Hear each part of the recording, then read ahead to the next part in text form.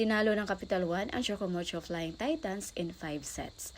Hi guys, again it's me Vimels TV. So for today's update guys, pag-uusapan natin yung naging laban ng Capital One at ang Chocomocho Flying Titans. Pero bagong lahat, huwag niyo munang kalimutang i-subscribe at paghampasin ang notification bell button para updated kayo sa mga bago kong upload. Napaka-intense ng naging laban ng Chocomocho Flying Titans at ng Capital One dahil umabot sila sa 5 sets. Nanalo sa first set ang Chocomocho Flying Titans at nakuha naman ng Capital One ang second set.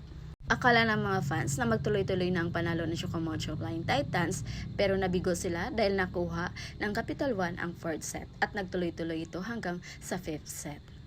Iba talaga yung galing na pinakita ng import ng Capital One. Record breaker ito sa FVL dahil nakapagtala ito ng 44 points. Ayon pa sa mga commentator ng FVL, humanga sila sa galing ng Capital One, ang tiyaga maghabol ng bola at dumepensa. While sa Chocomocho Flying Titans naman, nagkaroon na sana sila ng momentum pero hindi nga lang consistent. Marami ang nakapansin sa mga netizens na parang hindi gustong manalo ang CMFT. Iba kasi yung kinikilos nila sa loob ng court. Mapansin mo talaga na parang hindi sila lumaban.